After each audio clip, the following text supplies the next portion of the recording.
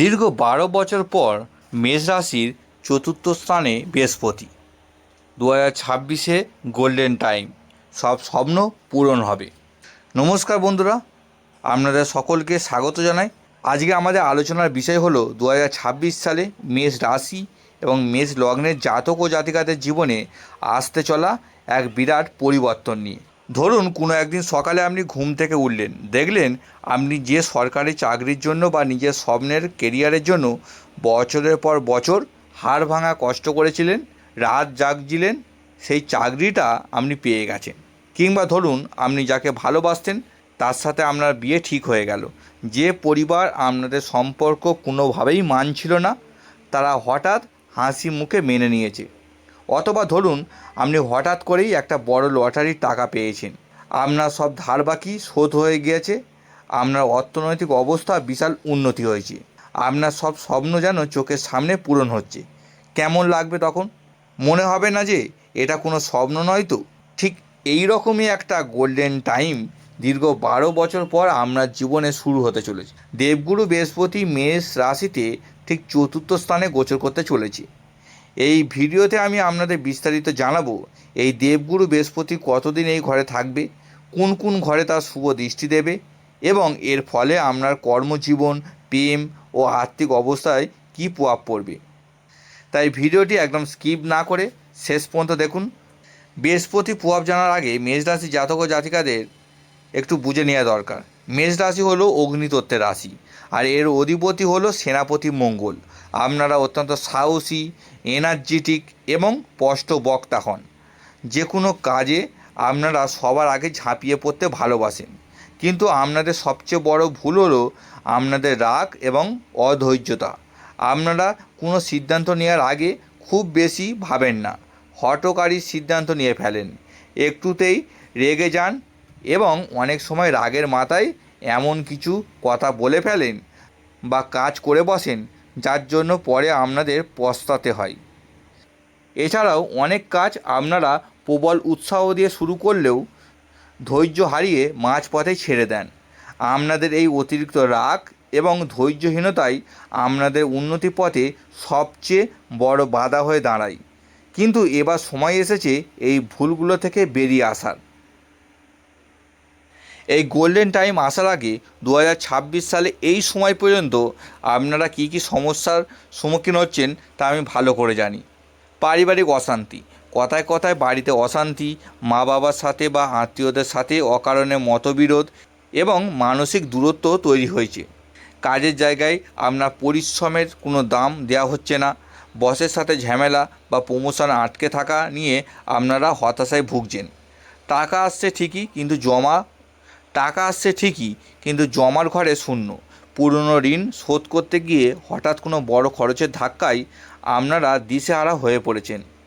জমি, বাড়ি বা প্রপার্টি নিয়ে কোনো আইনি জটিলতা বা পারিবারিক বিবাদ আপনাদের রাতের ঘুম কেড়ে নিয়েছে। সুখ শান্তি যেন জীবন থেকে হারিয়ে গেছে। তবে মেষ রাশি বন্ধুরা, দীর্ঘ 12 বছর পর দেবগুরু বৃহস্পতি আপনার রাশি থেকে চতুর্থ স্থানে অবস্থান করবে। বৈদিক জ্যোতিষশাস্ত্রে চতুর্থ স্থান হল সুখ, শান্তি, মাতা, গৃহ, প্রপার্টি এবং বাহনের স্থান। বৃহস্পতি একটি রাশিতে মোটামুটি 13 মাস অবস্থান করে, অর্থাৎ এই সময়কালটি আপনাদের জীবনকে সম্পূর্ণ নতুন রূপ দিতে চলেছে। দেবগুরু বৃহস্পতির 3টি পবিত্র দৃষ্টি রয়েছে: পঞ্চম, সপ্তম এবং নবম দৃষ্টি। চতুর্থ স্থানে বসে বৃহস্পতি কোথায় কোথায় দৃষ্টি দিচ্ছে? অষ্টম স্থানে পঞ্চম দৃষ্টি, এটি হঠাৎ প্রাপ্তি, গুপ্তধন এবং আয়ুর স্থান। দশম স্থানে সপ্তম দৃষ্টি, এটি আমরা কর্ম বা কেরিয়ারের স্থান। দ্বাদশ স্থানে নবম দৃষ্টি, এটি ব্যয়, বিদেশ যাত্রা এবং মোক্ষ লাভের স্থান। এবার আমরা মেষ রাশি বন্ধুরা জানব বৃহস্পতির এই রাশি পরিবর্তনের ফলে জীবনে বিভিন্ন ক্ষেত্রে বৃহস্পতি কী প্রভাব পড়বে। দশম স্থানে বৃহস্পতির সপ্তম দৃষ্টি পড়ার ফলে কর্মজীবনে এক বিশাল বিস্ফোরণ ঘটতে চলেছে। যারা সরকারি চাকরির স্বপ্ন দেখেছেন বা দীর্ঘদিন ধরে প্রস্তুতি নিচ্ছেন, তাদের সেই স্বপ্ন এবার পূরণ হতে পারে। প্রাইভেট সেক্টরে যারা আছেন তাদের আটকে থাকা প্রমোশন এই সময় হবে। যারা ব্যবসা করেন তাদের ব্যবসায় নতুন কাস্টমার আসবে এবং ব্যবসার পরিধি বৃদ্ধি পাবে। কর্মক্ষেত্রে আপনি সম্মান ও প্রতিপত্তি লাভ করবেন। অর্থনৈতিক অবস্থা, অষ্টম এবং দ্বাদশ স্থানে বৃহস্পতির দৃষ্টি আপনার অর্থনৈতিক পরিস্থিতি সম্পূর্ণ বদলে দেবে। হঠাৎ করে কোনো গুপ্তধন, লটারি, শেয়ার মার্কেট থেকে বড় অঙ্কের টাকা পাওয়ার প্রবল সম্ভাবনা রয়েছে। পৈতৃক সম্পত্তি থেকে লাভবান হবেন। এতদিন ধরে যে ঋণের বোঝা আপনাকে চিন্তায় ফেলছিল, তা এই সময় শোধ হয়ে যাবে। আপনার ব্যয়গুলো এখন ইনভেস্টমেন্টে পরিণত হবে।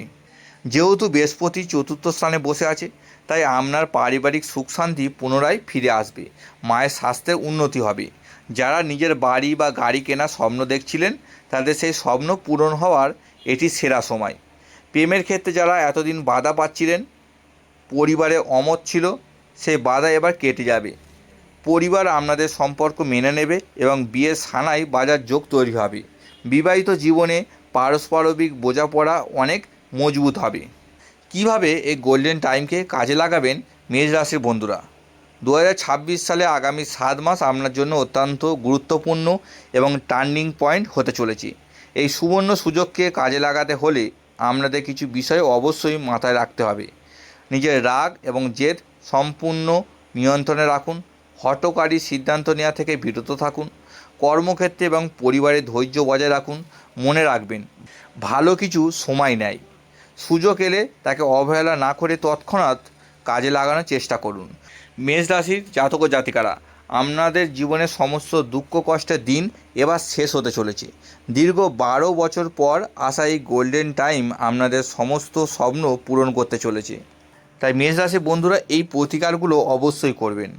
কপালে তো আপনারা সবাই তিলক কাটি, কিন্তু বৃহস্পতিকে দ্রুত জাগ্রত করতে রোজ স্নানের পর খাঁটি কেশর বা হলুদের পেস্ট সামান্য নিয়ে নিজের নাভিতে এবং জিভের একদম ডগায় লাগান।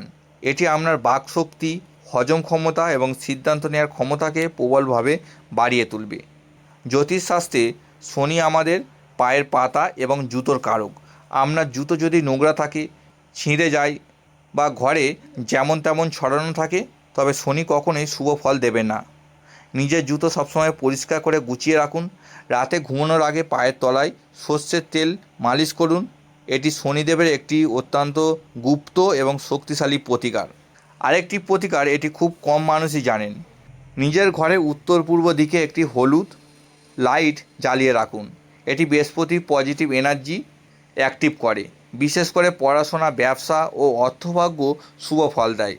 শনির কষ্ট কমাতে শনিবার সকালে একটি ছোট লোহার পাত্রে জল নিয়ে তার মধ্যে কয়েক ফোঁটা সরিষা তেল দিন। এরপর সেই জল কোনো গাছের গোড়ায় ঢেলে দিন। এতে নেগেটিভ এনার্জি ধীরে ধীরে কমতে শুরু করে। এই রকম 7টা শনিবার পরপর করতে হবে।